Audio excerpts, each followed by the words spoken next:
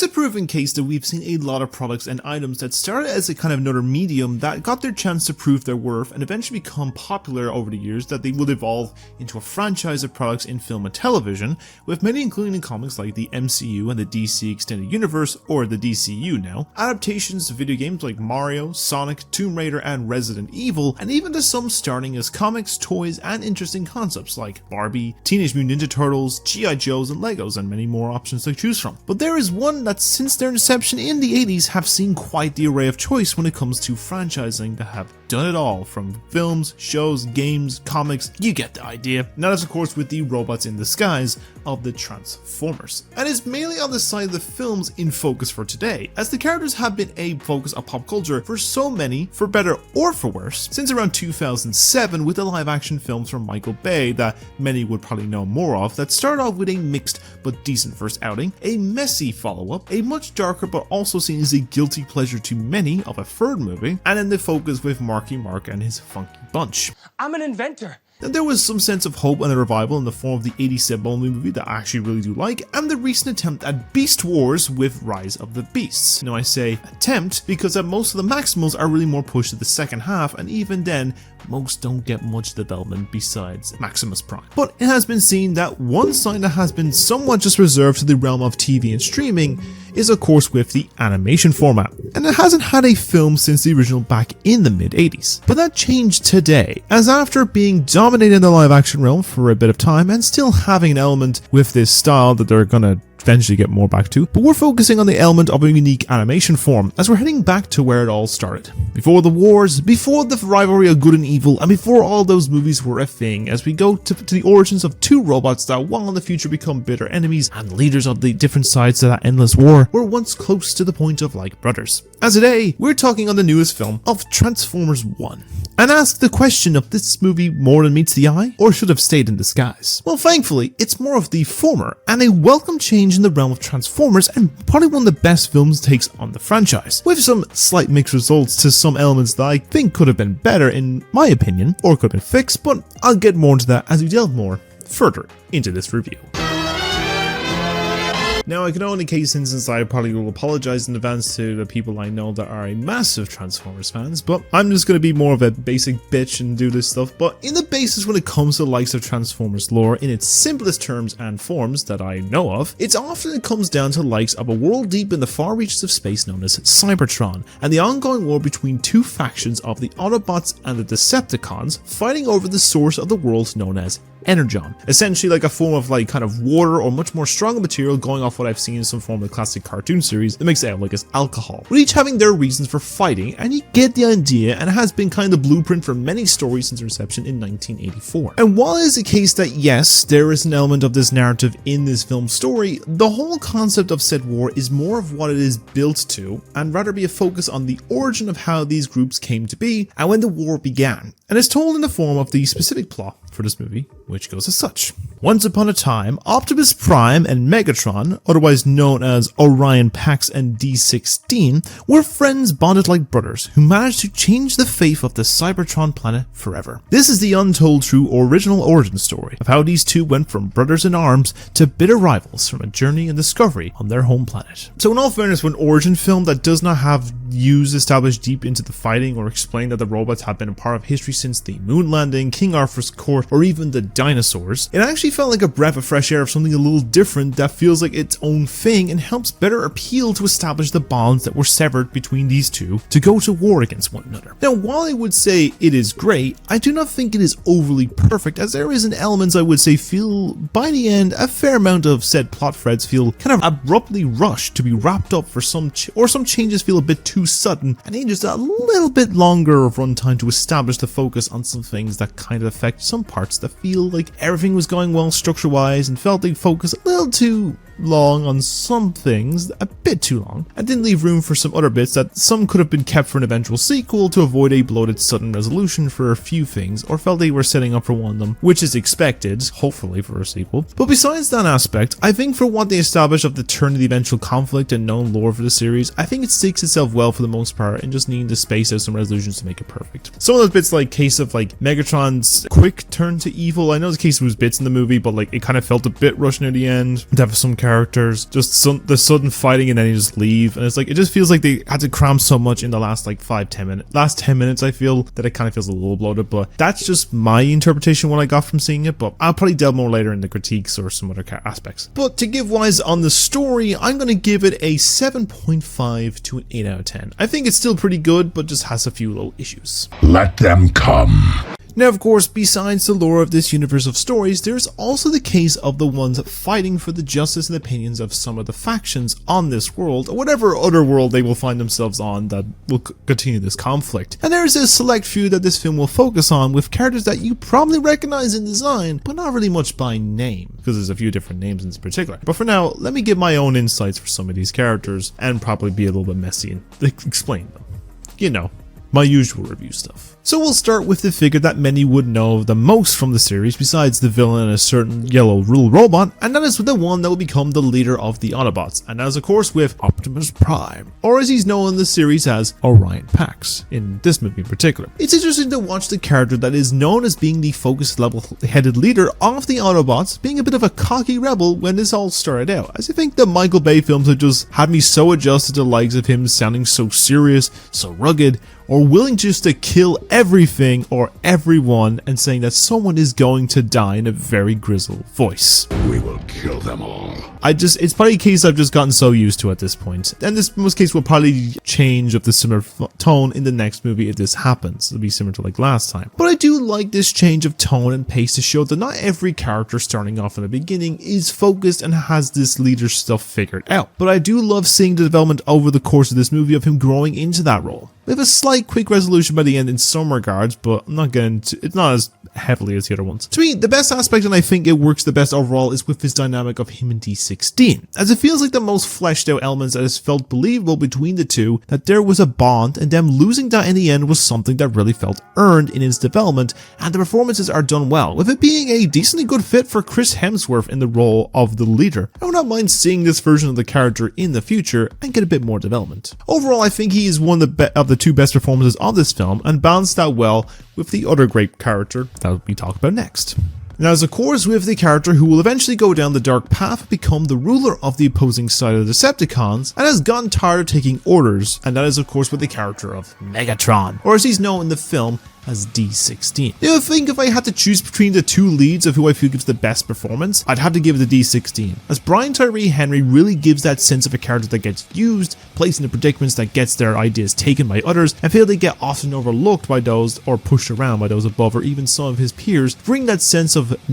one that is tired of taking the fall or the blame and has taken the control into his own hands, and done taking orders from people, and you can feel it from his vocal performance and see it descend down the path as the film goes on. Even if some of that sudden change near the end feels a little bit quick to suddenly change in the last 10 minutes, just in my opinion. Now, as I already mentioned, the dynamic between Orion and D in this film does, however, feel very developed and fleshed out, that you would feel that as if drift apart and become enemies towards one another. That there is that element that maybe there was a hope they could patch things up if the brother-like bond they had was much stronger for many years working together in the mines, but maybe it's an element they could also be brought up for a sequel. If the case instance maybe like Unicron happens or something, I don't know. But as I mentioned, D16 is probably the highlight performance of the two leads, and them working well together is even more of an appealing factor. And if this dynamic didn't work, then it would have fallen apart and be a run-of-the-mill kids film. Which, going off the marking of the first trailer, they gave a bit of a focus on the next character, that could have nearly been the case. And that is of course one of the last recognizable characters of the series, and often the right-hand man of Optimus Prime, is the small little golden boy of B-127, or to many knowing him as Bumblebee. So a lot of the time with the live action films, this particular character has been one that's often seen as mute, with the method of communication by using radio waves to string together words due to the lack of his voice modulator being destroyed or damaged by another Decepticon. But given this is the likes of a prequel tale, the character will be having his full voice, and where the concern may come in at first. Now, the character is voiced by comic actor Keegan-Michael, and a lot of the time he does do some funny performances, but it's a concern that they might overdo it with this character in that area, especially in the marketing of a focus of a joke that does get brought up a fair bit in this movie, of course, which is the Badassatron. especially in the marketing and stuff like that, but it's not the one trick approach that they were doing, as they reduced the zaniness shortly after and helps make more of a more tolerable character. Sure, I feel he does feel a little sidelined in this film near the end part with another member of the small team throughout the film, but it is a case he'll provide some help and some decent jokes here and there as the narrative goes on, and hopefully it gets developed more into a sequel, as by the end I've liked the interpretation but felt it could use a little more development, similar to the other member that ends up as part of the team. That just gets dragged along. And that is with the focus of the one female-led character of this film in the form of Alita, that is played by Scarlett Johansson. That ends up being a part of the group above the surface of Cybertron, just accidentally. So in most cases, the best describer character I would see as a stern, hands-on leader character that has no time for intolerance or stupidity and seems to be annoyed a fair bit from Orion's antics and a little with D16, and a fair bit with getting herself stuck with that trio above the city. She does seem to grow to these characters and actually see them as a sense of character and leadership, as more to being open with these two that she would put aside as being initially seen as a nuisance, but we'll see that they have some good intentions and just judged a bit too quickly. If there's anything I can say about the characters, that I feel she does feel that little bit underdeveloped in the film, as it's more of a focus to the Orion and D story, which makes more sense to establish that ordeal for how the conflict came to be. But I did hope we would get a bit more of her and some amount of focus to the development by the end, but I think what they do with her and this one is fine, but not overly great. Hopefully we can see this develop more in a possible sequel, but I feel in most sense, at least they did provide some help or focus in the film in general. So then let us talk on what would be the somewhat antagonist for this movie in particular, and that is with the leader of the robots of Cybertron, and as the blue gold leader himself of Sentinel Prime, voiced by John Hamm. So the likes of this character I feel is one that's a bit of a few and far between in presence, as we get introduced a little into some lore backstory, then meet the character himself a few minutes in of him heading off on another expedition to find a certain item which I believe is the Matrix of Leadership, then help improve the lives of citizens, setting up a big sporting event, a big race for the next day. Once it ended, it becomes a bit more of a rare sight to see as a character until near the end of the second act and more in the third act set pieces as a villain of some of the reveals as a him not being trusted, and would need to be taken down, but I feel a little bit of that is missing from the overall narrative to really push him as the primary villain. Sure, I can say when they give a focus to him being a more untrustworthy figure that you may give it a bit more of an added oomph and add more to the end conflicts, but I feel as a placement villain for the film, it's fine, but needs a lot more improvement, that given more of showing him being evil or his power against the main heroes was given a little more in focus, because he doesn't really add much to the likes of the memorable villain that I'm sure the likes that D16 was building to creating in the film that will probably be used more in the follow-up. But overall, a film that needs a lot more development and more to do with memorable can be memorable, but is a little bit forgettable. Then just to wrap up on the characters for this film, there is mainly a focus of 3 characters that would not have much of a major focus in the overall narrative, but some presence throughout the film and are at least distinct to those that may just be seen as some background characters that some fans of the series would recognize a bit more of a recognizable face, but don't have really much to do. And I'll give my thoughts to each of them here. So I'll start with the character that has a bit more of a presence compared to the other 2, and that is with the bot known as Arachnid. This character would be the leader of the battalion or the right-hand man for Sentinel Prime, and has the sense of being a more presence of a villain than with Sentinel, mainly of her look and power. I think her whole spider-like design and her power level in the film, and actually getting a bit more in depth with the fight in the film, gives a little more of a presence, but it's a case they would also have a bit of an underuse to them, as they would often be put with the main villain. As I mentioned, them being a bit absent for a good chunk, it is the same here with Arachnid, but there is a little bit more to her in this one. Though I will give her the slight higher appeal, as she does do a bit more in the narrative than with Prime, and maybe you could come back to see how the sequels come about. Now we go into the character that is often the catalyst for the rebellion and will be the same for a future story, but we have the leader of the High Guard of Starscream, that's voiced by Steve Buscemi. Now in the case, he does not have much of a presence in the film, appearing at the end of the second act and a small presence in the third, but in fairness I do like that they include him, as besides Megatron he is often one of the more known Decepticons, and I think they do his design and focus well, and Buscemi is a decently good choice for the role for a few lines that he has. Now sure, in most cases they will give him more to do in a follow-up, and he does have that little action set piece in the film, but hopefully we'll get more to do in the follow-up. Most cases of him trying to overthrow Megatron, it's a whole case in the story from what I know from some lore stuff in the past. But for what it's worth, he works fine enough as a cameo. And as the last of the side characters folks I can give something of a talk on is with the remaining members of the Lost Group of Primes from the past, and that is with the character of Alpha Trion. This character does not appear much besides a single scene in the midpoint of where the group is heading to find a stress beacon sent to help, where he would give some inside lore for the narrative, continuing to give them the element that will provide the ability to transform properly. And while he does not have much of a major presence compared to other figures, I think for the brief amount Lawrence Fishburne does, he does have a decently good performance that I would see be a role that would be given the previous Transformers voice actor of the late Leonard Nimoy, because he did voice Sentinel Prime in the third movie as well as Galvatron in the original Transformers animated film. I'm sure it would be cool to see the likes try and the other primes work as a group and see them at their peak, maybe as a prequel film to this, but maybe as it would probably work, but for the most of the amount shown, it's decent enough as it is. In all honesty. Overall, I find with these characters in this film as decently good, with a fair bit of flaw for some that bring it down just a little bit. I think the dynamic and the characterization of the two leads that will go on to lead the two warring sides is the most important element to it all, that if it was messed up or not done right, it would have fallen apart instantly. But it works the best overall in this film, and they're the highlights. The likes of the other characters where a little more focused element to it all can work as well, but feel a little lacking in some regard, like they were underused or pushed a little too much to the one side with overdoing it with something like a bit of humor or action, mainly in the form but to a certain extent. And a villain for this title that needed a little more of a presence to be an overall great villain, but I think that the characters work as best as they can with the focus of the narrative, that I'm sure if more adventures happen with these iterations of the characters, that we can see more development with them to make them great, but overall they do the job well enough. So in this regards, I'm going to give characters an 8 to an 8.5. I don't think it's a case instance that like there's some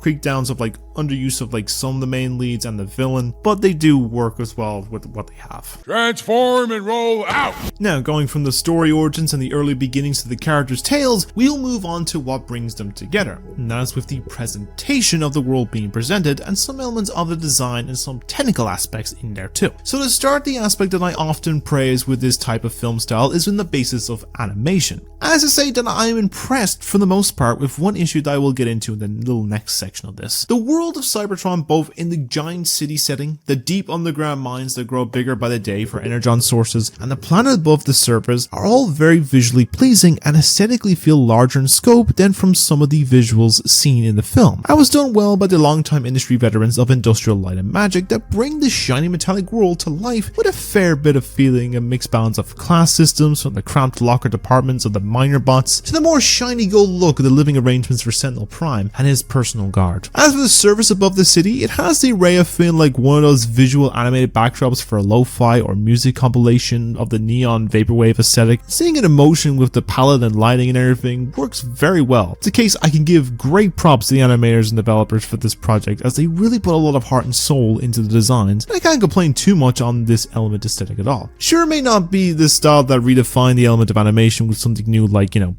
the Spider-Verse films or like Puss in Boots 2, but I think they work well with their own style that helps make it stand out and be recognized more compared to looking similar to other projects, and overall I've done a fine job with that look. And then this also comes down to likes of designs of the characters and the focus of being approach of looking to their classic Gen 1 designs and being the more bulky robotic look compared to the designs of later generations that have more angles, aspects and elements mixed in. And as someone that may be 20 years past the original series origins and more born in the era of the more heavily detailed designs from the Bay films, I always have the appeal of the classic Gen style and look that help to make them distinguish between one another and appreciate them keeping it to that. And I would say they are perfect in design, except for one aspect that is still a little mixed to me in the aesthetic, and that is in the aspect of it, did they really need to have human looking faces onto the characters? I know the likes of this aspect was something that was present back then and more of a common thing with the recent films, but it's a case that seeing it more in a detailed way in this one was kind of a bit unnerving to me, but it's probably just a me issue critique. There is an element where I see it appeal that little more and feel a callback to the old style near the end when Optimus is given his title and has the whole mouthpiece and everything, that with that it makes it fit more and feels close to his look, and like what that you can see cast the sense of emotion that way. Like you can even still a case instance if like you see characters with masks and stuff, you can still get a sense of emotion even if you don't see like facial features. If it was a case instance Optimus just had the face mask and the eyes for most of the film,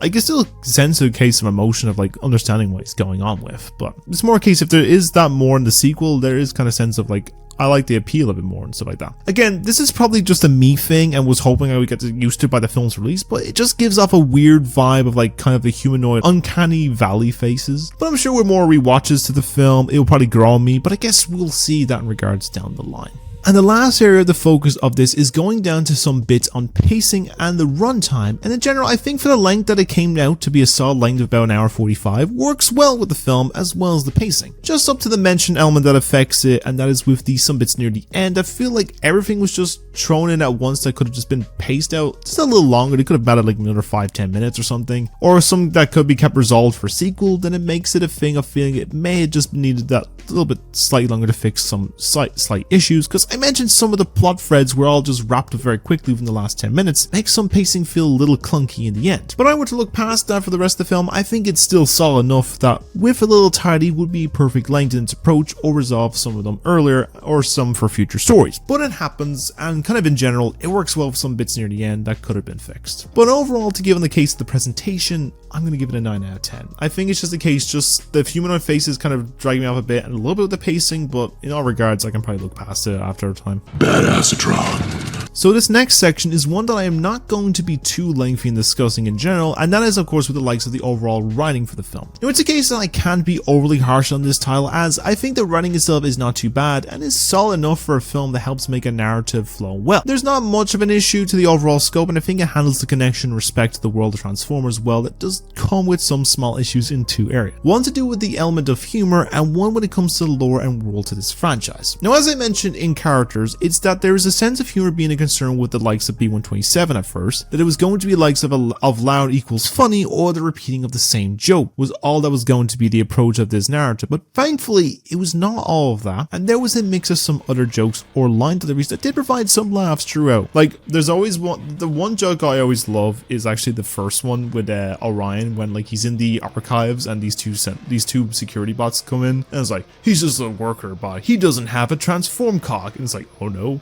watch this. And it's just like this swelling music, and he just pisses off. It's actually pretty funny of how the delivery is good. And even when the likes of the same joke is used a fair amount, it's not the only thing that gave a focus to after a while, and we'll throw in some new stuff here and there, so it saves itself from overusing the same jokes and try their best with some other material. Now as for the other aspect, this is mainly down to the average viewer who may know a little on Transformers, but is not too caught up in the extensive lore of the the battles, and like some other diehard fans that would like understand a bit more, that some may get a bit confused to some, and over time maybe something that would be a lot to take in at once. Now thankfully I know a bit on some aspects from previous films, and some knowledge I have heard in the past from some people I know that are diehard fans, but there was some bits I still feel a little confused with, but it will come around in better understanding some bits in future installments to give a better idea to the lore and world, or give more and some in-depth discussion to it. But what they have to provide some mass appeal to the fans, and makes some more general audiences look into it and understand things better in their own time, but a little more in explaining some things may help in the long run, just for like the average fans. The diehard fans, they probably understand a lot more, but some cases of people that understand a bit but still are confused and stuff, they probably need a bit more time. But in general case instance with this, I'm going to give the writing wise, I'm going to give a 7 to 7.5. It's just more a case instance, like humor can be hit or miss in some regards, and lore can be confusing for some, but it's decent enough. It's a solid script enough.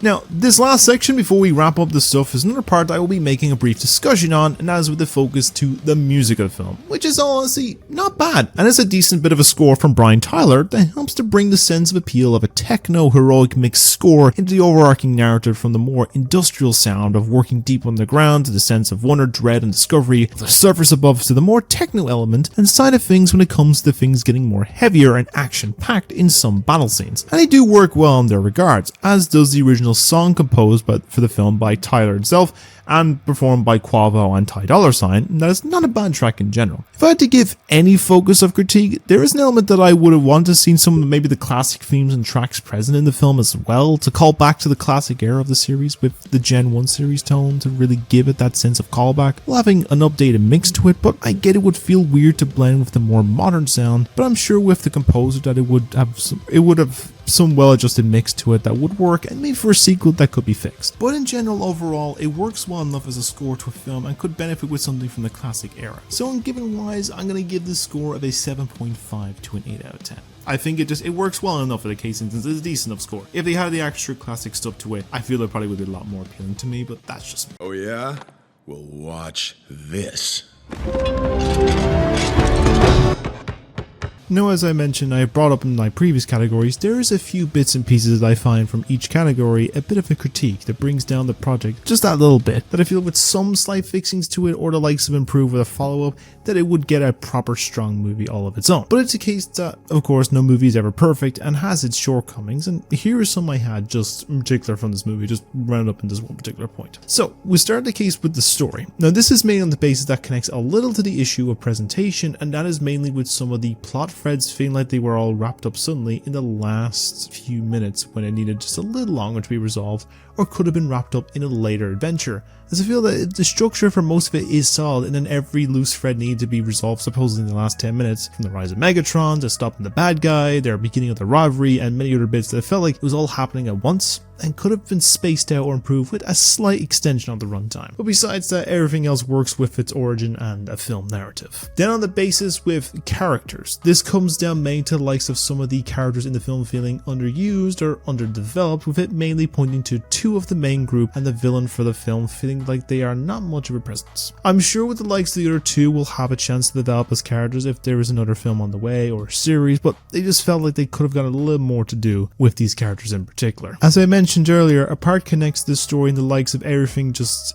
in terms of presentation being wrapped up in the last 10 minutes and felt a little rushed, which comes in the element of its pacing and runtime needing to be just that little bit longer to improve some of the element. The other aspect, and this one may be a personal issue of course, but may not be alone in the opinion on this, but it's to do with the human looking faces on the bots, that it looks a little distracting, and like it is more of humans in costume than with robots, when the rest of the design looks really great and close to the looks of generation 1 of the characters. Now I'm sure if they bring this version back in a follow-up that I may get used to the look over time, but it's a case of being less overly detailed in the face and make it more robot looking or close to the actual original cartoon than the human looking in the face. Then the basis with writing. This mainly is just coming down to likes of some of the humor being overused on similar types of jokes, or some not really landing as much, and the other aspect of course is some of the lore may be a lot for those that are not caught up or know the full extent of the whole,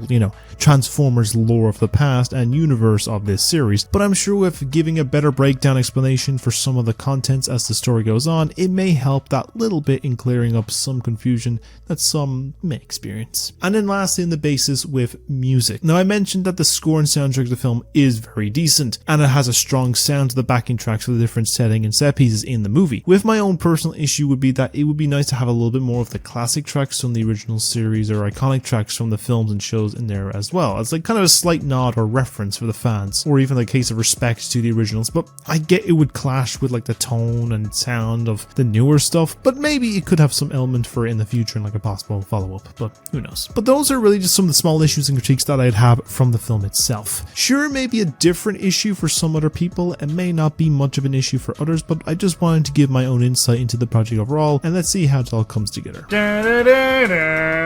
So at the end of the day, we've seen a lot of media involving these robots in disguise, and it's a case that some are better than others, and we can see that clearly. But I think I can personally say that the newest film of Transformers 1 is one of the more entertaining and better films to come out of this series, and is really more than meets the eye, which I will say is a damn shame that this film did unfortunately underperform at the box office, as the likes of some Transformers fatigue was probably making its presence known, because the last one was a year ago and that was also kind of underperforming, and then the last one was about 4 years ago, 2018 after that. So yeah, I feel a case instance in some regards there was a bit of fatigue coming in for the series, but who knows. It's also a case in was the likes of the very messy market that everyone calls out is the most common complaint. The first trailer was an absolute mess, and also a case it was going against another film about a certain robot, and one that I think is kind of the superior of the two, but I'll get to that in the next review, which is part of this two-parter duology of films. Yes, this is more duology films. But I would say that even so, I think that is very much worth a watch if you're a fan of Transformers or were interested and never had the chance to catch it in the cinemas, as a strong film to watch around the holidays and beyond. And